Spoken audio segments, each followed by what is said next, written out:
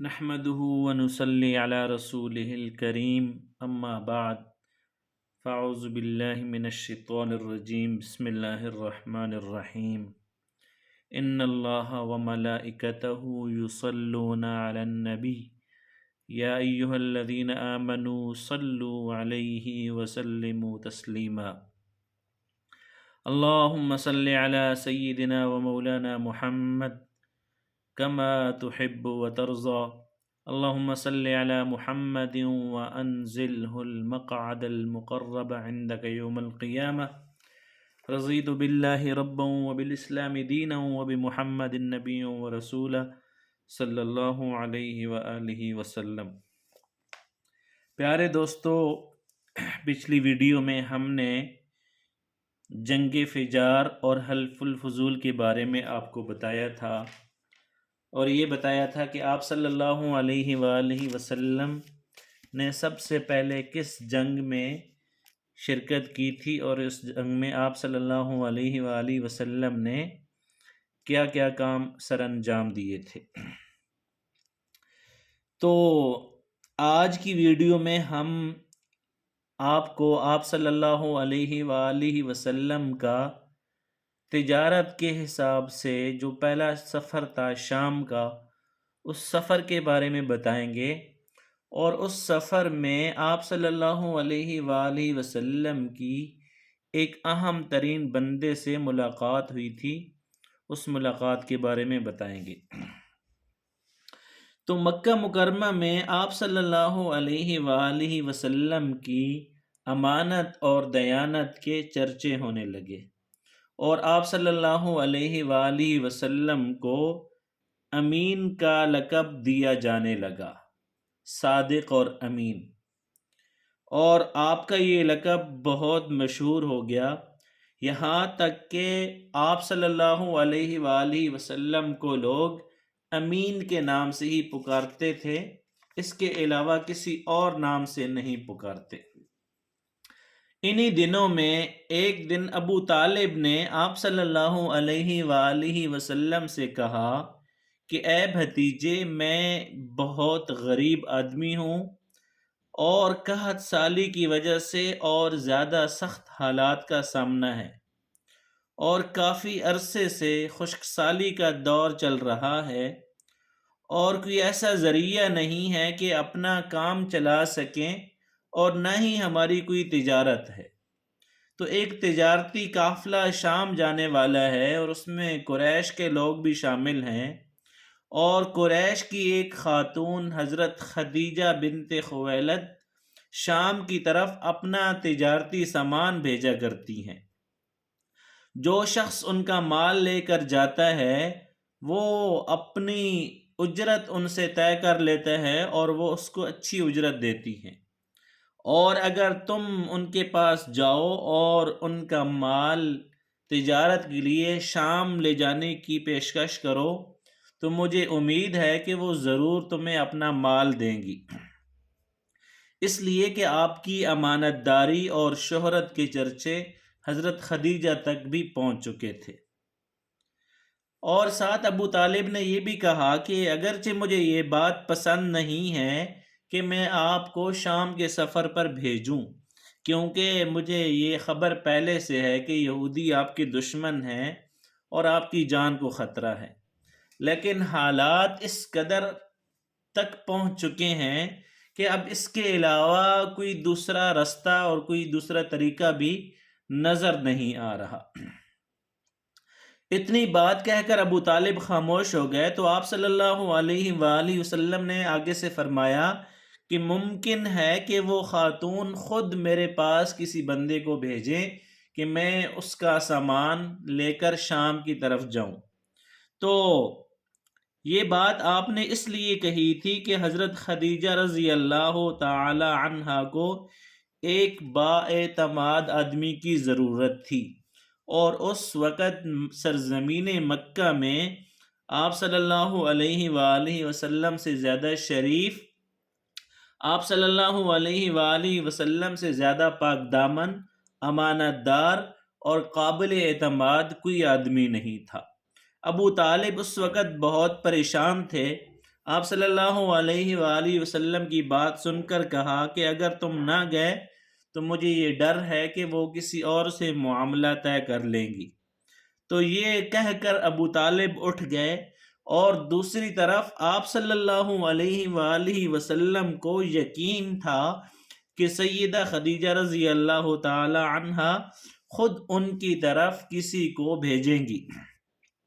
اور اسی طرح ہوا کہ حضرت خدیجہ رضی اللہ تعالی عنہا نے آپ صلی اللہ علیہ وآلہ وسلم کو بلایا، اور پھر آپ سے کہا کہ میں نے آپ کی سچائی، آپ کی امانت داری اور آپ کی پاک دامنی اور آپ کے اخلاق کے بارے میں سنا ہے، اور اسی وجہ سے میں نے آپ کو بلایا ہے،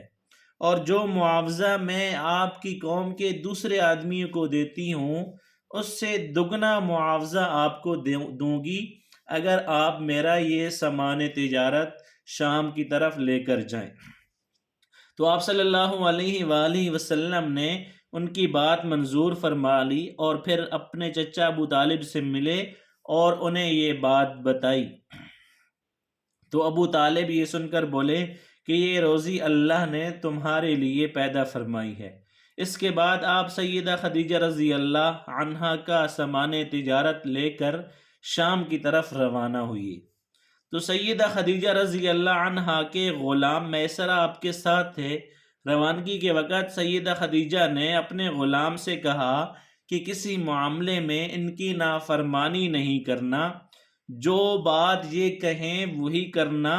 اور ان کی رائے سے اختلاف نہیں کرنا، جس طرح یہ حکم دیں اور جس طرح کہیں ان کی پوری بات کو تسلی سے سننا اور ماننا۔ آپ صلی اللہ علیہ وآلہ وسلم کے سب چچاؤں نے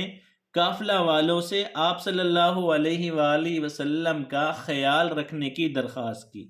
اور اس کی وجہ یہ تھی کہ ذمہ داری کے لحاظ سے آپ صلی اللہ علیہ وآلہ وسلم کا یہ پہلا تجارتی سفر تھا، اور آپ صلی اللہ علیہ وآلہ وسلم اس کام میں بالکل نئے تھے۔ دوسری طرف جیسے ہی آپ صلی اللہ علیہ وآلہ وسلم روانہ ہوئے تو آپ صلی اللہ علیہ وآلہ وسلم کا معجزہ شروع ہو گیا۔ ایک بدلی نے آپ کے اوپر سایہ کر لیا اور آپ کے ساتھ چلنے لگی۔ جب آپ صلی اللہ علیہ وآلہ وسلم شام پہنچے تو بصرہ کے شہر بازار میں ایک درخت کے سائے کے نیچے بیٹھے۔ یہ درخت ایک عیسائی راہب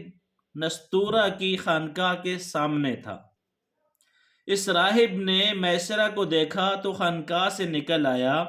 اس وقت اس نے آپ کو دیکھا اور آپ درخت کے نیچے ٹھہرے ہوئے تھے، تو اس نے میسرہ سے پوچھا کہ یہ شخص کون ہے جو اس درخت کے نیچے موجود ہے؟ تو میسرہ نے کہا کہ یہ ایک قریشی شخص ہے اور حرم والوں میں سے ہے۔ تو یہ سن کر راہب نے کہا کہ آج تک اس درخت کے نیچے نبی کے علاوہ کوئی آدمی نہیں بیٹھا۔ مطلب یہ تھا کہ اس درخت کے نیچے آج تک کوئی شخص نہیں بیٹھا۔ اللہ تعالی نے اس درخت کو ہمیشہ اس سے بچایا ہے کہ اس کے نیچے اللہ کے نبی کے علاوہ کوئی اور دوسرا آدمی آ کر بیٹھے۔ تو اس کے بعد اس راہب نے میسرہ سے پوچھا کہ کیا ان کی آنکھوں میں سرخی ہے؟ تو میسرہ نے جواب دیا، ہاں بالکل یہ سرخی ہے، اور یہ سرخی ان کی آنکھوں میں مستقل اور ہمیشہ رہتی ہے۔ تو اب نستورہ نے کہا کہ یہ وہی ہیں۔ تو میسرہ نے حیران ہو کر اس کی طرف دیکھا اور بولا کہ کیا مطلب یہ وہی ہیں؟ کون وہی؟ تو اس نے جواب دیا کہ یہ آخری پیغمبر ہیں، اور کاش میں وہ زمانہ پا سکتا جب انہیں نبوت ملے گی۔ اس کے بعد وہ چپکے سے آپ صلی اللہ علیہ وآلہ وسلم کے پاس پہنچا۔ تو پہلے تو اس نے آپ صلی اللہ علیہ وآلہ وسلم کے سر کو بوسہ دیا، اور پھر آپ صلی اللہ علیہ وآلہ وسلم کے قدموں کو بوسہ دیا،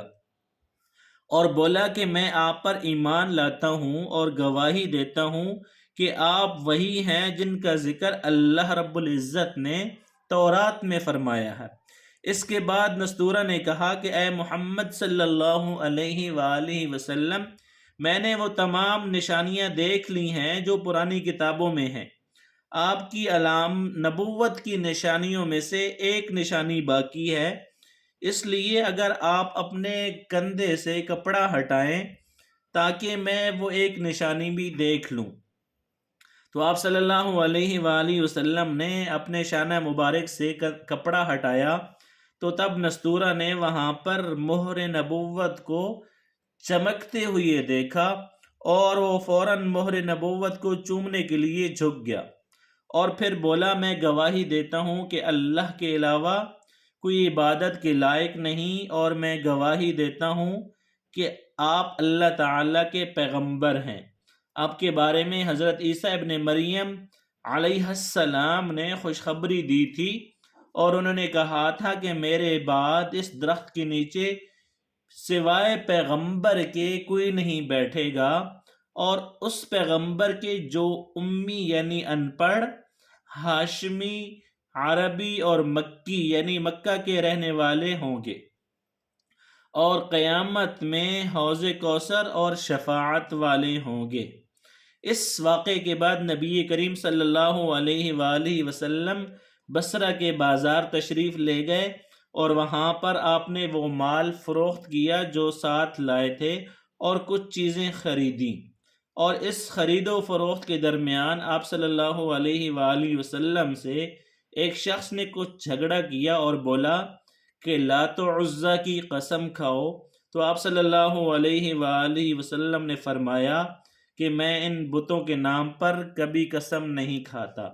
آپ صلی اللہ علیہ وآلہ وسلم کا یہ جملہ سن کر وہ شخص چونک اٹھا۔ تو اس کے بعد آپ صلی اللہ علیہ وآلہ وسلم تجارت کا سفر کر کے واپس آئے، اور اس کے بعد جو اہم ترین واقعہ ہوا وہ یہ تھا کہ آپ صلی اللہ علیہ وآلہ وسلم کا حضرت خدیجہ رضی اللہ تعالی عنہا سے نکاح ہوا۔ انشاءاللہ اس واقعے کو اگلی ویڈیو میں بیان کریں گے۔ السلام علیکم ورحمۃ اللہ وبرکاتہ۔